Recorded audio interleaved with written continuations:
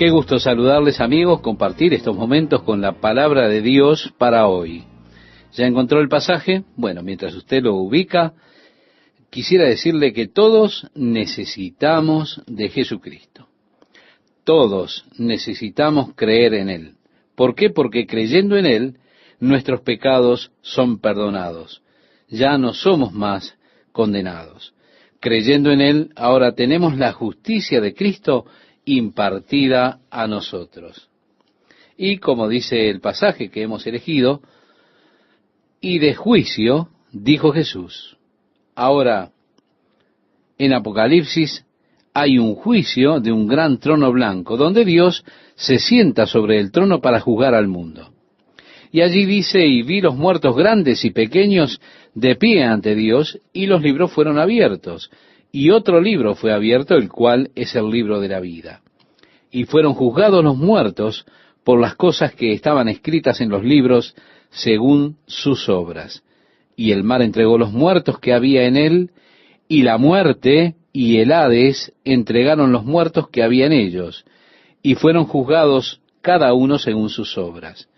Y la muerte y el Hades fueron lanzados al lago de fuego. Esta es la muerte segunda.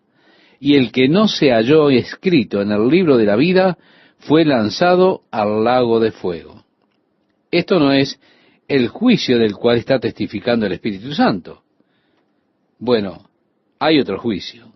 Está el tribunal de Cristo, delante del cual todos los cristianos tienen que comparecer para recibir las cosas hechas en sus cuerpos, ora fueren ellas buenas o malas, donde nuestras obras habrán de ser juzgadas por el fuego, y lo que quede será recompensado por la clase de obras que hayamos hecho. Los motivos del corazón, entonces, serán probados.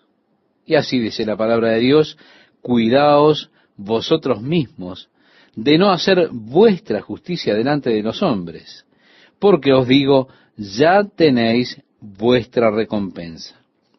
Si usted está simplemente haciendo esto por brindar un espectáculo, así la gente le puede ver y decir, por Dios, ¿no es acaso este hombre tan dulce? ¿No es tan bueno? Y bueno, si esa es su motivación al hacerlo, esa aclamación, esos aplausos, será todo lo que usted recibirá alguna vez como recompensa. Estamos para hacer entonces nuestra justicia delante de Dios, de tal modo que no traigamos la atención de las personas sobre nosotros mismos. Así alumbre vuestra luz delante de los hombres, para que vean vuestras buenas obras y glorifiquen a vuestro Padre que está en los cielos, decíamos cuando leíamos Mateo capítulo 15, versículo 16, si usted lo recuerda, estimado oyente.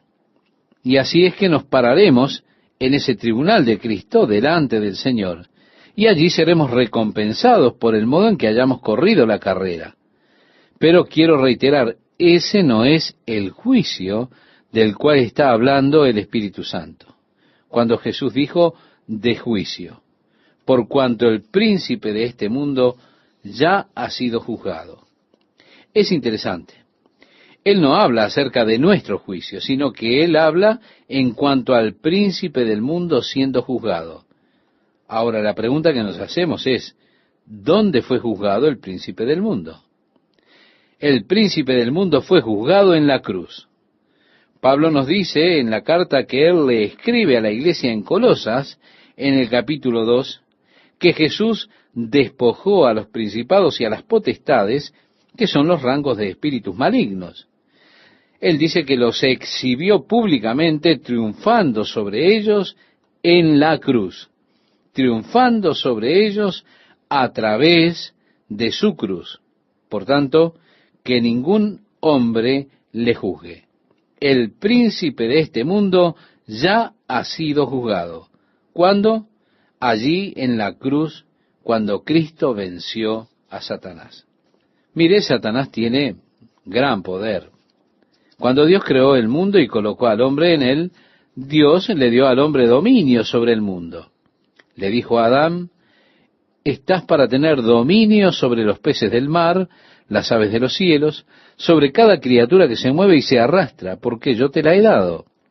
Pero el hombre, estimado oyente, allá en el jardín de Edén, se lo dio a Satanás. Así que el hombre no es ya el gobernante del mundo, sino Satanás se ha vuelto el gobernante del mundo.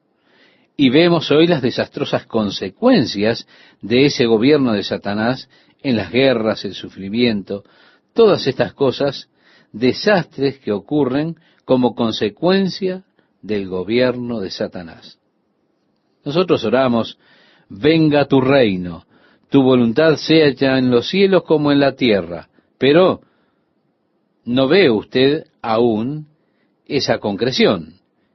Como en Hebreos leemos que Dios ha puesto todas las cosas en sujeción de Jesús, pero aún no vemos todas las cosas en sujeción a Él.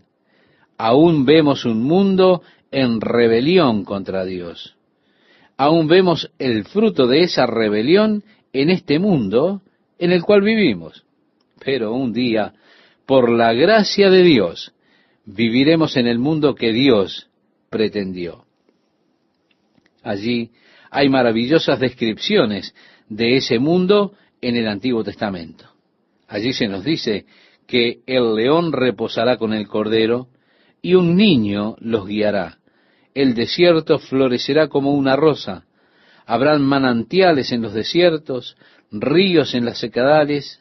El cojo saltará de alegría y el mudo estará cantando alabanzas a Dios. Y el ciego verá la gloria de nuestro Señor. No habrán enfermedades físicas, porque las cosas del presente ya han pasado, y todas las cosas son hechas nuevas. No habrá dolor o sufrimiento. Usted verá al mundo en armonía con Dios. Verá el mundo como Dios pretendió que fuese. Pero ahora vemos un mundo en rebelión. Y vemos a los hombres bajo el control de Satanás. La Biblia nos dice que Satanás los ha tomado cautivos aún en contra de su voluntad. El apóstol Pablo dijo, para que los saquemos de la cautividad del enemigo, quien los ha tomado cautivos en contra de sus voluntades. El apóstol nos dice que el Dios de este siglo, haciendo referencia a Satanás, ha cegado los ojos para que no vean la verdad. Hay hombres hoy en día que no pueden ver la verdad. Ellos están atados por el poder de Satanás. Están cegados por él. Y hemos visto el esfuerzo vano y fútil del hombre tratando de libertarse de ese poder de las tinieblas. Ahora, el Espíritu Santo está convenciendo al mundo de pecado, de justicia y de juicio, porque el príncipe de este mundo ha sido juzgado. Lo que quiere decir es que usted no tiene por qué estar bajo el poder de Satanás. No tiene que estar bajo la esclavitud de la corrupción. ¿Por qué? Por causa de la cruz de Jesucristo. Su victoria sobre Satanás allí en la cruz puede volverse nuestra victoria. Y a través del poder de Jesucristo, usted puede tener completa victoria y poder sobre el mundo, sobre la carne y aún el mismo diablo. Usted no tiene que estar bajo el poder de Satanás. De hecho, lo que tiene Satanás es lo que se denomina poder y autoridad usurpados. Es decir, no es realmente suyo. Aún Satanás lo usurpa. Recuerda que cuando Dios rechazó a Saúl para que fuese rey de Israel a causa de su desobediencia, Dios le dijo a Samuel, ¿cuánto tiempo más vas a llorar por Saúl? Movámonos, ve a la casa de Isaí, unge a uno de sus hijos para que sea el rey de Israel. Así fue que Samuel se fue escurridizamente a la casa de Isaí por miedo de Saúl, y allí le dijo a Isaí, ¿me traerías a tus hijos? Y el primero que vino fue Eliab. Era un hombre alto, apuesto. Entonces Samuel pensó, bien, seguro que este es el que Dios ha escogido para que sea el rey. Dios le dijo a Samuel, Samuel, no mires a la apariencia, porque yo no miro la apariencia externa, yo miro el corazón. Eliab no es el indicado. Así fue que uno a uno los hijos de Isaí pasaron delante de Samuel, y a cada uno el Señor le decía que no. Finalmente Samuel tornó a Isaí y le dijo, ¿no tienes otro hijo? Él dijo, oh sí, tengo uno más, pero eres solo un joven, está afuera cuidando las ovejas. Samuel le dijo, bueno, llámalo. Y cuando David vino, este chico rudo, el Señor le dijo a Samuel, este es el indicado. Y tomó así su aceite y lo virtió sobre la cabeza de David, ungiéndolo como rey de Israel. Ahora bien, en lo que respecta a Dios, David era el rey. Dios le ungió como rey. Sin embargo, Saúl no creyó eso. Y leemos en los capítulos próximos la forma en que Saúl hizo lo más que pudo por destruir a David y alcanzar el reino que Dios le había quitado a él. Como dice allí, porque tú has rechazado a Dios para que gobierne sobre ti, Dios te ha sacado del reino. El profeta le dijo, pero él hizo su mejor esfuerzo para forzar, tomar el reino que Dios había quitado de él. El profeta Samuel le dijo esto, pero Saúl hizo su mejor esfuerzo para con fuerza tomar el reino que Dios le había quitado. Ahora, esto también es verdad hoy en la vida de las personas. Jesús, vea, él ha muerto por el mundo, pero Satanás aún retiene a las personas bajo su poder. Es como Saúl, es un poder usurpado, no es legal. Legalmente de él, claro que no. Jesús les ha comprado con su sangre. Por lo tanto, podemos tener esa victoria en Jesús sobre Satanás. Y podemos también reclamar las vidas que Satanás está guardando. ¿Para qué? Para sacarlas de la esclavitud de él.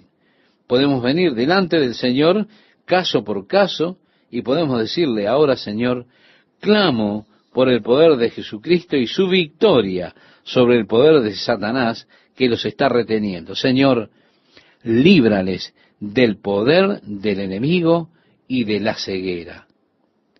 Yo no puedo salvarlos, no puedo salvar estas personas a través de mi oración, pero al menos puedo traerles la opción de elegir. Y hablamos de un organismo moral libre. Y está mal llamarlo así. No hay manera en que usted pueda decir de un pecador que él es un agente moral. Él es la persona más esclava del universo. Sus ojos están cegados y está siendo sometido por el poder de Satanás. Entonces, ¿cómo puede usted decir que él es una persona libre? Él es un esclavo en la tiranía del enemigo.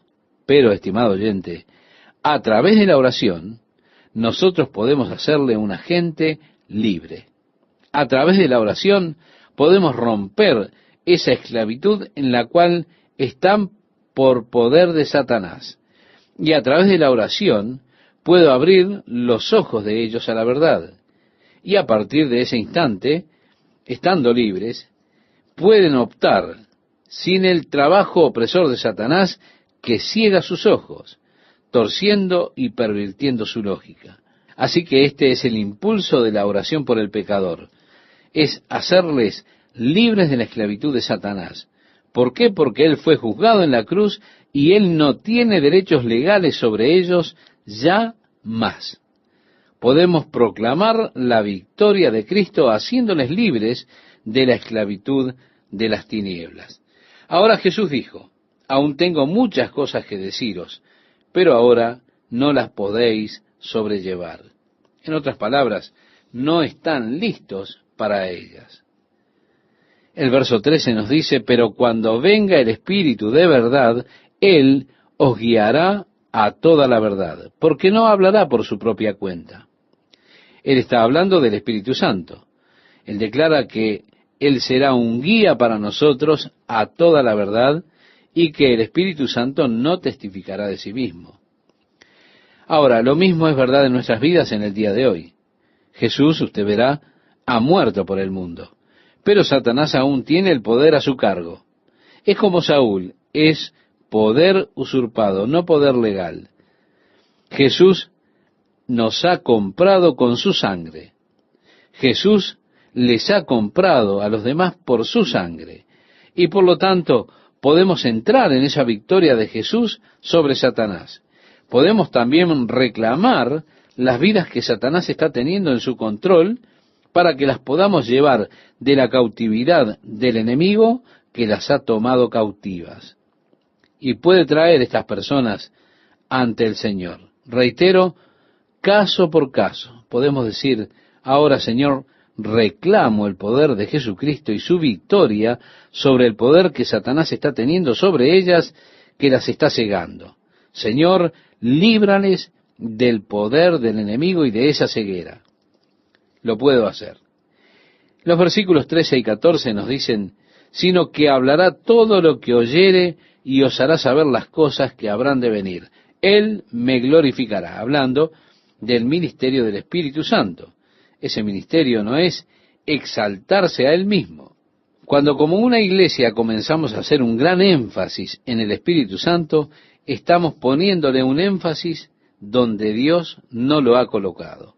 Porque el énfasis del Espíritu Santo está en Jesucristo. Él no testifica de sí mismo, sino que Él glorifica, busca glorificar a Jesucristo. Y Él nos dirá las cosas por venir. El apóstol Pablo fue dirigido por el Espíritu Santo en su ministerio, y él fue mostrado por el Espíritu las cosas que iban a pasar en su vida. He tenido una experiencia maravillosa de que el Espíritu Santo diseñe para mí las cosas que Dios tiene guardadas y que ha planificado hacer en mi vida. Y el Espíritu Santo testificará de las cosas por venir, y Él glorificará a Jesucristo. Porque así dice el verso 14, tomará de lo mío y os lo hará saber. En otras palabras, Él recibirá de mí y os lo revelará. El versículo 15 nos dice, todo lo que tiene el Padre es mío. Por eso dije que tomará de lo mío y os lo hará saber. Todavía un poco y no me veréis. Y de nuevo un poco y me veréis, porque yo voy al Padre. Ahora Él está hablando acerca de su cruz, acerca de su muerte. Cuando dice un poco y no me veréis, y de nuevo un poco y me veréis, porque yo voy al Padre. Entonces se dijeron algunos de sus discípulos unos a otros, ¿qué es esto que nos dice, todavía un poco y no me veréis, y de nuevo un poco y me veréis, y porque yo voy al Padre? Decían pues, ¿qué quiere decir con los dolores y los sufrimientos, y todo es olvidado tan rápidamente cuando usted es engullido en el gozo del nacimiento de un nuevo niño? Usted olvida todo.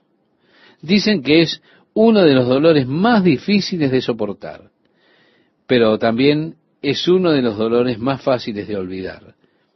Un niño ha nacido en el reino, y por el gozo que le fue propuesto Jesús soportó la cruz, despreció la vergüenza.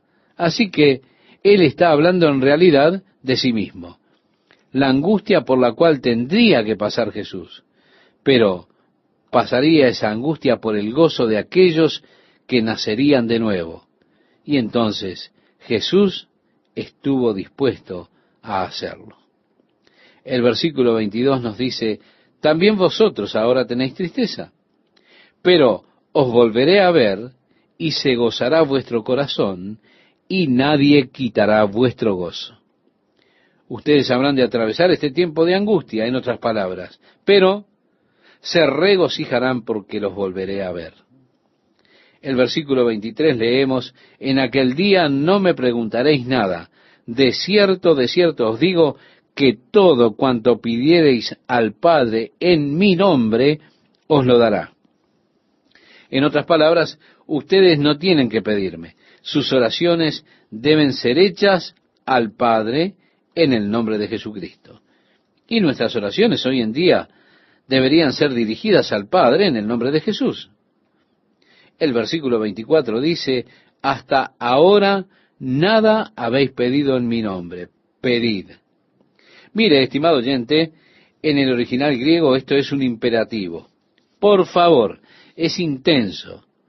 Y así dice, hasta ahora nada habéis pedido en mi nombre, pedid y recibiréis para que vuestro gozo sea cumplido.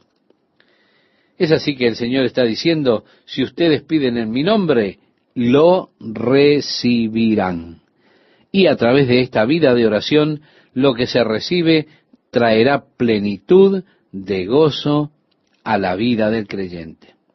Finalmente leemos el versículo 25 al 27, donde nos dice: estas cosas os he hablado en alegorías. La hora viene cuando ya no os hablaré por alegorías, sino que claramente os anunciaré acerca del Padre. En aquel día pediréis en mi nombre. Y no os digo que yo rogaré al Padre por vosotros, pues el Padre mismo os ama, porque vosotros me habéis amado y habéis creído que yo salí de Dios. Así que nuestra oración es al Padre. Tenemos acceso directo al Padre, estimado oyente. Vengamos, por lo tanto, confiadamente al trono de la gracia, para que traigamos nuestras necesidades delante de Dios, en el nombre de Jesús. Así, en el nombre de Jesús me acerco al Padre, y con todo tiemblo y temo por aquellos que piensan que tienen acceso directo al Padre lejos de Jesucristo. Han perdido sus conciencias de la santidad de Dios. Amigas, amigos, ¿cómo están? Qué gusto es para mí saludarles, invitarles a una nueva emisión de la Palabra de Dios para hoy. Seguimos adelante con este estudio del Evangelio de Juan, un estudio realmente extraordinario, de este pasaje que es maravilloso. Así que le invito, si ya tiene su Biblia en la mano, a leer juntos el versículo 28 del capítulo 16. Dice así: salí del Padre y he venido al mundo. Otra vez dejo el mundo y voy al Padre. Sí, salí del Padre y he venido al mundo. Aquel que estuvo con Dios en el comienzo ha de cumplir esta segunda parte, cuando dice, voy al Padre. Vea usted, él dijo, ustedes no me han preguntado a dónde voy. Ahora él les está diciendo dónde va. Él dice, voy al Padre. Le dijeron sus discípulos, he aquí ahora hablas claramente y ninguna alegoría dices. Ahora entendemos que sabes todas las cosas y no necesitas que nadie te pregunte. Por esto creemos que has salido de Dios. Ellos se estaban preguntando entre ellos, ¿de qué es de lo que está hablando él? Jesús les respondió, ¿ahora creéis? He aquí la hora viene y ha venido ya, en que seréis esparcidos cada uno por su lado y me dejaréis solo. Ellos están aquí afirmando, Señor, nosotros creemos. Jesús dijo, bien, sí, pero en poco tiempo ustedes van a ser esparcidos. Su fe será probada en la forma que ustedes no se dan cuenta, y entonces me dejarán solo. Luego Jesús dijo, mas no estoy solo, porque el Padre está conmigo. Estas cosas os he hablado para que en mí tengáis paz. En el mundo tendréis aflicción, pero confiad, yo he vencido al mundo. Así es que Jesús dijo, estas cosas os he hablado para que en mí tengáis paz. Estas cosas habló Jesús, dice el verso 1 del capítulo 17, y levantado los ojos al cielo. Él terminó de hablar con los discípulos, pero ahora comienza a hablar con su Padre. Él se vuelve al Padre. Él dijo, no estoy solo porque el Padre está conmigo. Y consciente del Padre, él ahora brinda lo que se titula como la oración del Señor, ya que esta de hecho es la oración del Señor. Él les dio a los discípulos un modelo de oración, el cual generalmente es llamado el Padre Nuestro. Pero esta es la verdadera oración del Señor. Allí dice que Él levantó los ojos al cielo y dijo, Padre, la hora ha llegado. Y todo a través de su vida, Él era consciente en su camino que iba hacia una hora definitiva, hacia un tiempo definitivo. Muchas veces leemos, porque su hora aún no había llegado. Él estaba consciente de que la hora había llegado en este momento. Y ahora Él había llegado también para este momento. Y declara, Padre, la hora ha llegado. Glorifica a tu Hijo para que también tu Hijo te glorifique a ti. Sí, la hora ha llegado. Pero, ¿cómo será glorificado el Hijo? Será glorificado siendo puesto en la cruz. Así que Jesús aquí está hablando con el Padre acerca de la cruz y diciendo, continuemos con esto, glorifica a tu Hijo. Esto es, que en y a través de la cruz Él sería glorificado. El versículo 2 nos dice, como le has dado potestad sobre toda carne, para que dé vida eterna a todos los que le diste. ¿Cómo es glorificado el Padre? Nos preguntábamos, ¿verdad? Por Jesús otorgándole a usted vida eterna, otorgándole la ciudadanía en el reino celestial. El ora, Padre, la hora ha llegado, glorifícame. Permíteme seguir adelante e ir a la cruz. Déjame morir de modo que a través de mi muerte yo pueda otorgarle vida eterna a aquellos que creerán, a los que me has dado. Un término interesante. En Hechos leemos acerca de todos los que estaban ordenados para vida eterna. Aquí en el versículo 3 nos dice, y esta es la vida eterna, que te conozcan a ti, el único Dios verdadero, y a Jesucristo, a quien has enviado. Yo te he glorificado en la tierra, he acabado la obra que me diste que hiciese. Sí, en la cruz estaba completo ya el plan redentor. Él pronunció sus últimas palabras antes de encomendar su espíritu al Padre. Él dijo, consumado es. ¿Qué? La obra de la redención del hombre. El camino de vuelta a Dios, el camino para volvernos a Dios, ya está perfecto, completo.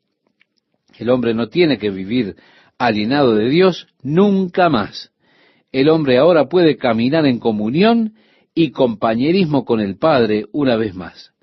Su obra de redención ha sido terminada. La provisión por el pecado del hombre ha sido hecha. Y aquello que separaba al hombre de Dios puede ser dejado a un lado y el hombre puede vivir ahora en compañerismo con Dios. El verso 5 nos dice, ahora pues, Padre, glorifícame tú al lado tuyo con aquella gloria que tuve contigo antes que el mundo fuese. Esto va más allá del comienzo. Lo primero estaba hablando acerca de la cruz.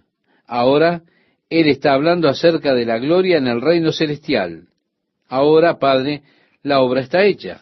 Yo iré a la cruz y con ello todo estará terminado. Glorifícame con la gloria que tuve contigo antes que el mundo fuese. Él era en el principio con Dios y no tuvo por usurpación ser igual a Dios. Nos dice en diferentes pasajes la Biblia. Ahora, lo que quiso decir Jesús, he manifestado tu nombre a los hombres que del mundo me diste. Tuyos eran y me los diste y han guardado tu palabra. Dios no es su nombre. Dios es una designación de Él. Señor tampoco es su nombre. Eso es un título. El nombre es Yahvé o Jehová. ¿Y cómo manifestó Jesús su nombre? El nombre Jesús es una contracción del hebreo, Jehová, Joá, o Yeshua, que es Jehová es salvación. Eso es lo que significa. Jesús dijo, he manifestado tu nombre. Él llevó el nombre del eterno Dios, el nombre Yeshua. Jehová es salvación. Por eso dice, he manifestado tu nombre a los hombres que del mundo me diste. Tuyos eran y me los diste y han guardado tu palabra. Ahora han conocido que todas las cosas que me has dado proceden de ti. Porque las palabras que me diste les he dado, y ellos las recibieron. Y han conocido verdaderamente que salí de ti, y han creído que tú me enviaste. Y así Jesús, en la primera parte de su oración, está orando en lo concerniente a esta pequeña compañía de creyentes, los discípulos que estaban con él. En la primera parte su oración está centrada en ellos. Tú me los has dado. He manifestado tu nombre a ellos. Ellos son tuyos, pero me los has dado y yo les he dado tus palabras. Y ahora las cosas están completas porque ellos creen que tú me has enviado. Yo ruego por ellos, no ruego por el mundo, dice el versículo 9. En este momento Él no está orando por el mundo, Él está orando por ese grupo especial, sus discípulos. Yo ruego por ellos, no ruego por el mundo, sino por los que me diste, porque tuyos son, y todo lo mío es tuyo, y lo tuyo mío, y he sido glorificado en ellos. Este Cristo puede ser glorificado en mi cuerpo, ya sea por vida o por muerte, decía el apóstol Pablo. Y ese debe ser el deseo de cada uno de nosotros. Oh Dios, glorifica al Hijo en y a través de mí. He sido glorificado en ellos, decía Jesús. Y ya no estoy en el mundo, mas estos están en el mundo, y yo voy a ti. Padre Santo, a los que me has dado, guárdalos en tu nombre. Él encomienda la seguridad de sus vidas al mismo Padre. Padre Santo, guárdalos en tu nombre. Qué hermosa oración de intercesión. Nos da a conocer un poco de lo que sucederá en el cielo. La Biblia dice que, ¿quién es el que condenará? Cristo es el que murió. Más aún, el que también resucitó, el que además está a la diestra de Dios, el que también intercede por nosotros. Esto dice la carta a los Romanos, capítulo 8, versículo 34. En el libro de Hebreos leemos en el capítulo 7, 25, por lo cual puede también salvar perpetuamente a los que por él se acercan a Dios, viviendo siempre para interceder por ellos. Este es un buen ejemplo del ministerio de intercesión de Jesús al estar orando al Padre por sus discípulos. Y qué extraordinaria oración. Padre Santo, a los que me has dado, guárdalos en tu nombre, para que sean uno, así como nosotros. Y ahora esta es la oración por sus discípulos. Esta unidad, Padre, que sean uno, así como nosotros. Es una oración tan íntima, tan personal. Él está derramando su corazón ante el Padre. Es absolutamente hermoso. ¿Y su oración por ellos? Que ellos sean uno.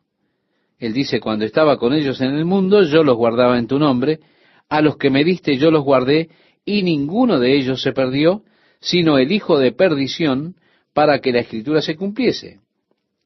Yo los guardé, Padre, a todos ellos, menos al hijo de perdición. Esto es casi un título que se le da a Judas Iscariote. En otra ocasión leemos que el mismo título se le da al anticristo. También él es llamado hijo de perdición. Jesús dijo en el versículo 13, pero ahora voy a ti, y hablo esto en el mundo para que tengan mi gozo cumplido en sí mismos. Aquí Jesús está hablando acerca de su gozo al enfrentar la cruz. Que tengan mi gozo cumplido en sí mismos. Yo les he dado tu palabra, y el mundo los aborreció, porque no son del mundo, como tampoco yo soy del mundo. No ruego que los quites del mundo, sino que los guardes del mal. No ruego que los quites del mundo, sino que los guardes del mal, reiteramos. Esto es una hermosa oración. Dios, guárdame del mundo. Las presiones a veces son tan grandes, estimado oyente, para conformar al mundo, a los modelos mundanos, pero, oh Dios, guárdanos del mal. Porque Él dijo, no son del mundo como tampoco yo soy del mundo. Santifícalos en tu verdad, tu palabra es verdad. Esto significa, sepáralos.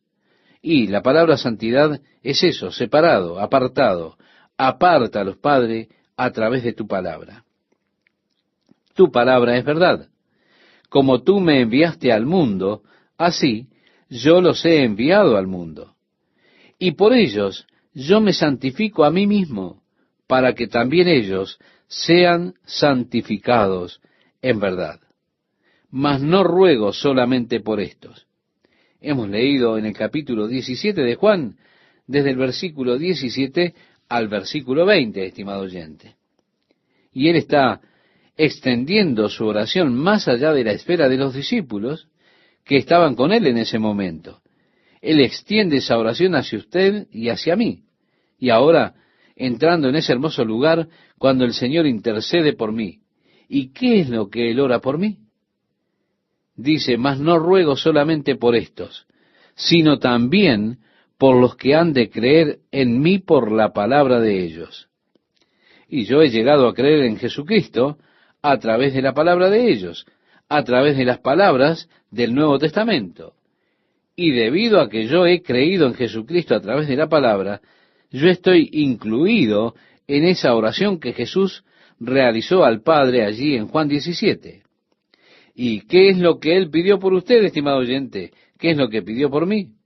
Nuevamente, para que todos sean uno, como tú, oh Padre, en mí y yo en ti, que también ellos sean uno en nosotros, para que el mundo crea que tú me enviaste. Sí, estimado oyente, la oración de Jesús por la iglesia es por su unidad, para que seamos uno. Y yo pienso en lo trágico que es y qué testigo débil para el mundo es que la iglesia esté tan dividida y fraccionada. Esto no es una crítica contra las denominaciones, no. Yo puedo ver el propósito de las denominaciones, no tengo problema con eso. El único problema que tengo es cuando las personas se vuelven denominacionalistas, cuando ellos no pueden ver toda la iglesia, todo el cuerpo de Cristo, sino que solo ven su pequeño segmento y al resto excluido. Eso es contrario a la oración de Cristo. Así que su oración es que todos seamos uno. Continúa diciendo, la gloria que me diste, yo les he dado para que sean uno, así como nosotros somos uno. Yo en ellos y tú en mí, para que sean perfectos en unidad, para que el mundo conozca que tú me enviaste y que los has amado a ellos, como también a mí me has amado. Jesús está diciendo que esa unidad debería servir de testimonio para el mundo, para que el mundo conozca que tú me enviaste, decía Jesús. Yo creo que hay muchas personas que se han alejado de Jesucristo por esa terrible fracción que existe en el cristianismo, cuando las personas levantan barreras denominacionales y se confinan a sí mismos. Usted sabe, dicen, nosotros somos de... Y las personas ven a la iglesia peleando, luchando entre ellas, ven el rencor que crece y la iglesia no es ese testigo que Jesús quiere que sea. Él oraba, Padre, aquellos que me has dado, quiero que donde yo estoy también ellos estén conmigo, para que vean mi gloria que me has dado, porque me has amado desde antes de la fundación del mundo. Padre, aquellos que me has dado quiero que estén conmigo, en esa gloria, para que vean mi gloria. Oh, cuánto deseo contemplar a Jesús en gloria. Cómo deseo, estimado oyente, ser parte de esa multitud que está allí en el libro de Apocalipsis cantando. Digno eres de tomar el libro, de abrir sus sellos, porque tú fuiste inmolado y con tu sangre nos has redimido para Dios de todo linaje, lengua, pueblo y nación, y nos has hecho para nuestro Dios reyes y sacerdotes, y reinaremos con él sobre la tierra. Digno es el Cordero de recibir la gloria y el honor, dominio, fuerza, poder y autoridad. Oh, yo anhelo ese día en que le veré a él en esa gloria. Lo que me estremece es que yo estoy seguro de que si hay alguien cuyas oraciones son efectivas, esas son las oraciones de Jesucristo. Cuando Él está orando por mí, le digo una cosa, yo no puedo perder. Estoy seguro que sus oraciones son poderosas y efectivas, y que el Padre contestará todas sus oraciones. Yo tengo plena convicción de que habré de estar allí para verlo en su gloria. ¿Por qué? Porque Él le pidió al Padre que esto fuera así. Y con toda seguridad, el Padre no se negará a su pedido. ¿No es emocionante esto, estimado oyente? Claro que sí. El versículo 25 nos dice, Padre justo, el mundo no te ha conocido, pero yo te he conocido. Y estos han conocido que tú me enviaste. Y les he dado a conocer tu nombre, y lo daré a conocer aún, para que el amor con que me has amado esté en ellos y yo en ellos. Mire esto, estimado oyente, estará en usted. Usted debe amar como Él lo amó. Él pondrá su amor en usted. Sí, Él hará esto por usted. ¿Para qué? Para que el amor con que me has amado esté en ellos, decía Jesús. Cristianismo es diferente a religión. ¿Por qué? Porque el cristianismo es algo dinámico. Es la dinámica del autor que ha venido a morar en mí, que ha venido para morar en mi vida y para hacer en mí lo que yo no puedo hacer en y por mí mismo. Para eso es que Él ha venido a morar en mi corazón. De allí que decimos que cristianismo es diferente a religión.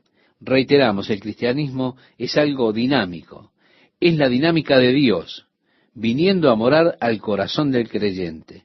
No solo para morar, sino para hacer todo aquello que el creyente por sí mismo no puede realizar. A través del poder de Cristo, nosotros tenemos el poder para vivir la vida que Dios quiere que vivamos. Mientras le damos tiempo para que usted, estimado oyente, encuentre el pasaje que nos indicara Esteban, quiero saludarle y agradecerle a Dios por una nueva oportunidad de compartir con usted la palabra de Dios para hoy. Jesús había terminado su oración y ahora, donde sea que esta oración fue ofrecida, Él cruza luego el torrente de Cedrón con sus discípulos para que pueda ir al lugar del Monte de los Olivos, donde Jesús frecuentemente iba con sus discípulos, al jardín conocido como Getsemaní. En aquellos días, las personas ricas de Jerusalén tenían jardines privados allí en el Monte de los Olivos. Pudo ser que una de esas personas a quien le agradaba Jesús le haya dado la llave del portón de su jardín y que Jesús haya tenido acceso a ese jardín en particular allí en el Monte de los Olivos. Y Él habrá ido allí seguido por sus discípulos.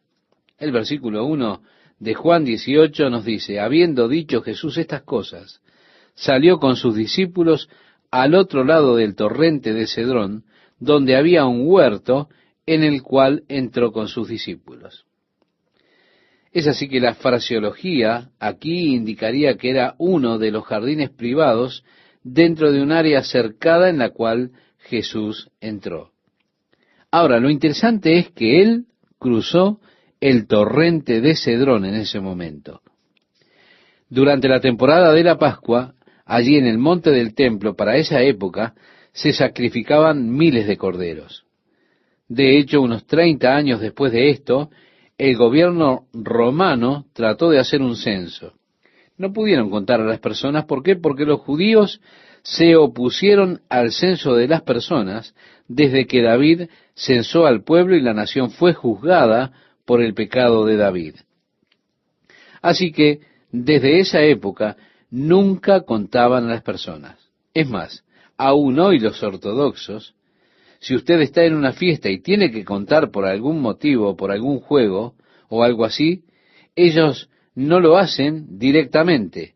Ellos cuentan de esta manera, ni 1, ni 2, ni 3, ni 4, ni 5.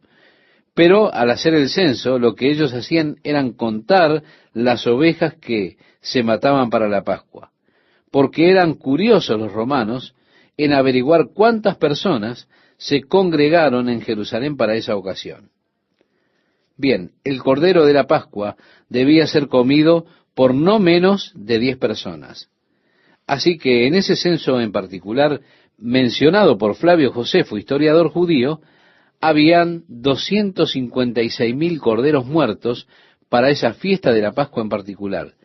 Eso indica que el número de personas en Jerusalén en ese momento sería alrededor de 2,5 millones de personas congregadas para la Pascua.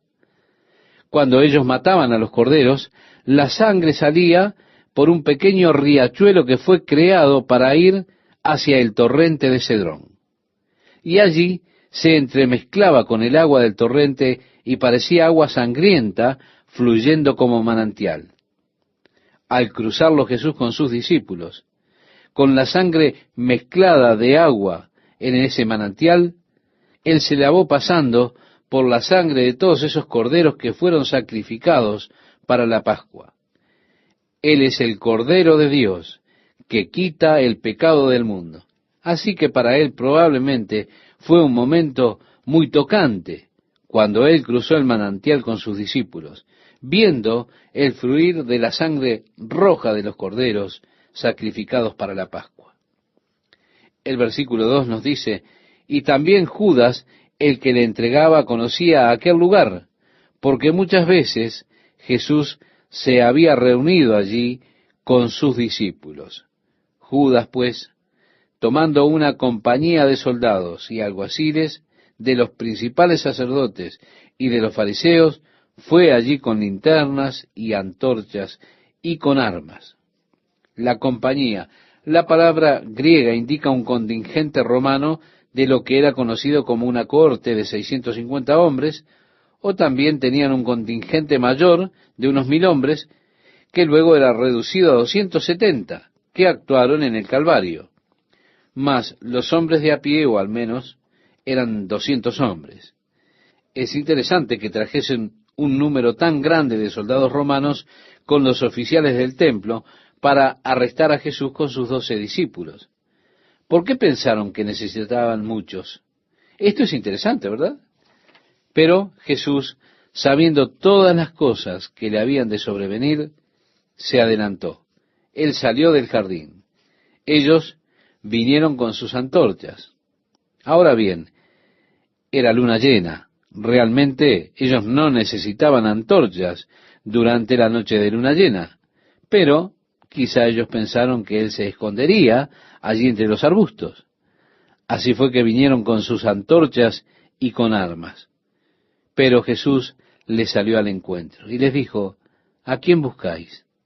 Le respondieron: a Jesús Nazareno. Jesús les dijo: yo soy. Y estaba también con ellos Judas, el que le entregaba. Ahora, quiero que usted note aquí que la frase Jesús les dijo está en algunas Biblias en cursiva, lo cual significa que fue añadida por los traductores. Jesús simplemente dijo: yo soy. Y ese nombre divino del eterno Dios, cuando Jesús lo dijo, yo soy, sin duda hubo allí un estallido de poder divino. Cuando les dijo, yo soy, retrocedieron y cayeron a tierra. Ahora, en ese momento Jesús pudo simplemente haber salido caminando y dejarlos allí tendidos. Es interesante que Jesús está teniendo el control de toda la situación. Él es el maestro. Y aunque ellos vinieron a arrestarle, es Él quien da las órdenes. Es bueno que notemos esto, estimado oyente. Volvió pues a preguntarles: ¿a quién buscáis? Y ellos dijeron: a Jesús Nazareno. Respondió Jesús: os he dicho que yo soy, pues si me buscáis a mí, dejad ir a estos. Él les ordenó que sus discípulos se vayan, lo cual hicieron. ¿Por qué? Porque Él estaba teniendo el control de toda la situación. Él estaba dando las órdenes en ese momento. Un perfecto control de toda la situación. ¿Para qué? Para que se cumpliese aquello que había dicho: de los que me diste, no perdí ninguno. Entonces Simón Pedro, que tenía una espada, la desenvainó e hirió al siervo del sumo sacerdote y le cortó la oreja derecha. El siervo se llamaba Malco. Simón ha estado en un sueño profundo, ¿recuerda? Él ha tratado de permanecer despierto y orar con el Señor, pero él simplemente no lo pudo hacer. Él estaba cansado, sí, Pedro estaba cansado. Así ocurrió cuando Jesús dijo: descansad ya. Y luego Jesús dice: levantaos, ha llegado la hora. Cuando Pedro se levantó del sueño profundo, él estaba probablemente aún bastante groggy. Miró alrededor, vio a la multitud, pulió su espada y comenzó a revolearla. Y Malco puede estar contento de que él estaba medio dormido. Él únicamente le alcanzó en su oreja. Él estaba tratando de darle con la espada en el medio de la cabeza, sin lugar a dudas. Es interesante que fue el último milagro que obró Jesús. Él lo hizo para cubrir un acto de uno de sus discípulos que estropeaba todo. Porque Jesús sanó el oído de Malco, el siervo del sumo sacerdote. Ahora bien, Pedro es uno a quien nosotros estamos listos a culpar. ¿Por qué? Porque en unos momentos él estará negando a su Señor. En lugar de las fuertes aseveraciones más tempranas acerca de que nunca le negaría, de que moriría por él, él estaría pronto negándole. Y es entonces que nosotros estamos listos para culpar a Pedro por su cobardía. Pero yo quiero pedirle algo, estimado oyente, espere un minuto. Aquí están al menos 200 soldados romanos, además de los oficiales del templo. Y le diré algo. Pedro estuvo listo para pararse delante de ellos y defender a Jesucristo. Eso no es cobardía. Eso lo hace un hombre que es verdadero hombre. Así que no sea muy duro con Pedro. Él era un verdadero hombre, estaba pronto para arremeter aún contra toda esa compañía. El versículo 11 nos dice, Jesús entonces dijo a Pedro, mete tu espada en la vaina. La copa que el Padre me ha dado, ¿no la he de beber? Un poco más temprano en la tarde, cuando Jesús estaba en el jardín orando, oraba, Padre, si fuese posible, pasa de mí esta copa, pero no sea hecha mi voluntad sino la tuya. Ahora, en este momento que él estaba sometiendo su voluntad a la del Padre, lo que viviría no era algo que él deseaba hacer. Eso fue un acto de sumisión al Padre. Pero ese compromiso fue hecho de todas maneras. Una vez que fue hecho, ya no había marcha atrás. Jesús dijo a sus discípulos, ¿no se dan cuenta que en este momento yo podría llamar a 10 legiones de ángeles para que me libren? No necesito tu ayuda, Pedro. Si yo quisiera salir de esto, podría salir muy fácilmente. Pero la copa que el Padre me ha dado para beber, ¿no la beberé? Jesús ha hecho ya su compromiso, ahora no hay retorno.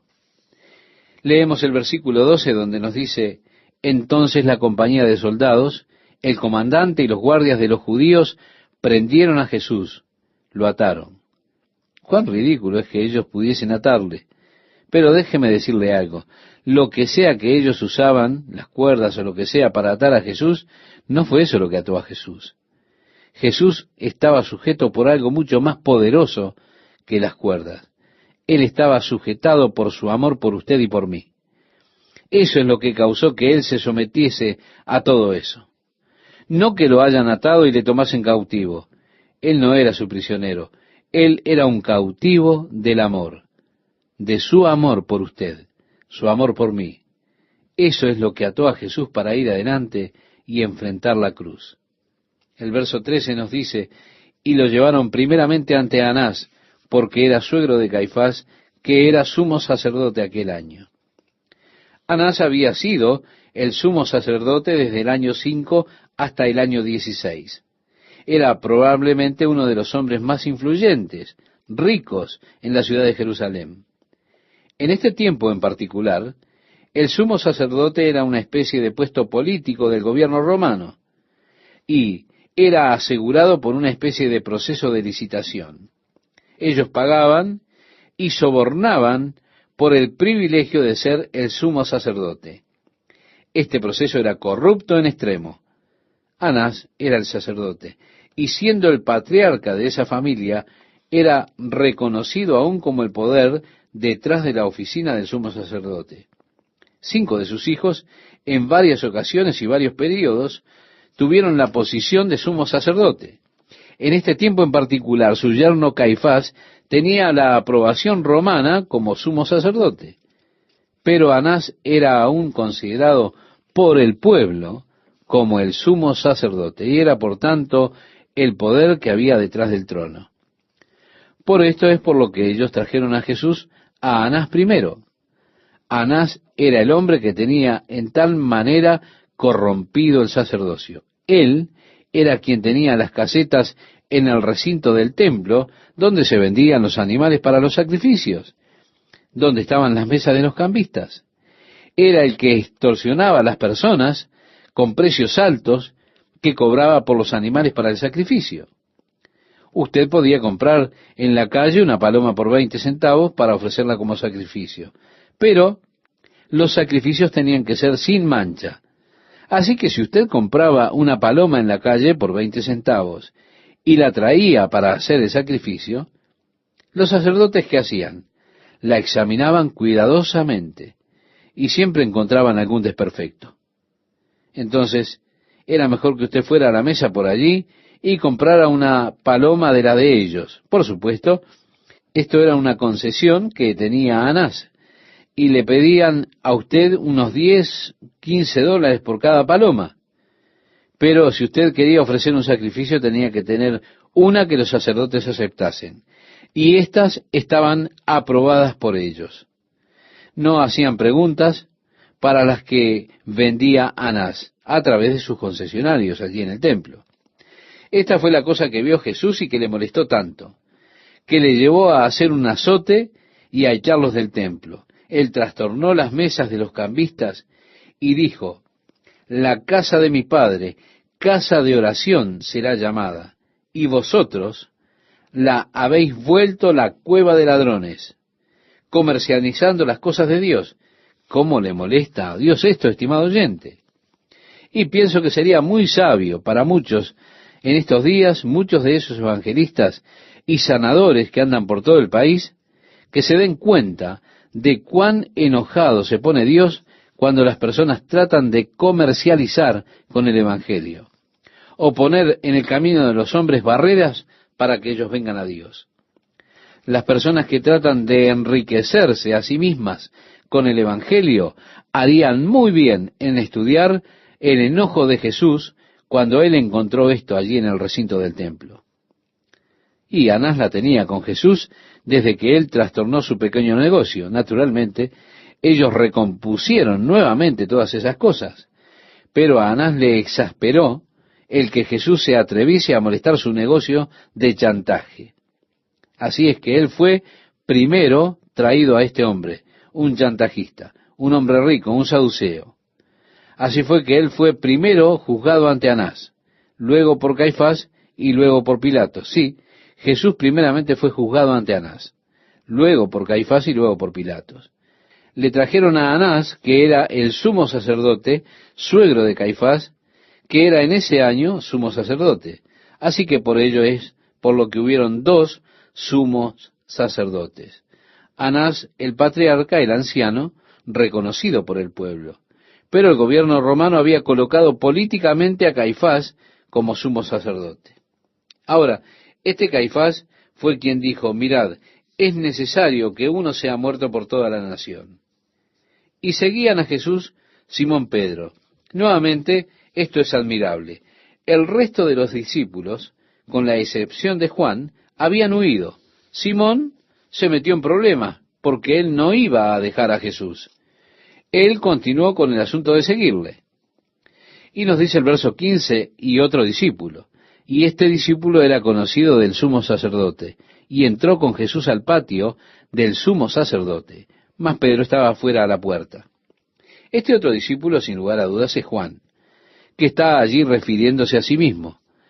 Él fue conocido por el sumo sacerdote. Ahora, ¿cómo cree usted que Juan se supone era conocido del sumo sacerdote? Según las historias, el padre de Juan, Zebedeo, era un pescador muy rico, y era imposible encontrar pescado fresco en el mercado de Jerusalén. Así que salaban el pescado, y este era una exquisitez, conforme a las historias, ¿verdad? De hecho, hoy en día hay un pequeño café en la ciudad vieja de Jerusalén, y debajo de este comercio hay bóvedas. Ellos le dicen a ustedes que estas bóvedas eran el mercado de pescados de Zebedeo, y que él vendía el pescado salado al sumo sacerdote. Ahora, si fue así, cuando Juan fue creciendo, él probablemente fue el delivery, y fue al hogar del sumo sacerdote en varias ocasiones para entregar el pescado salado.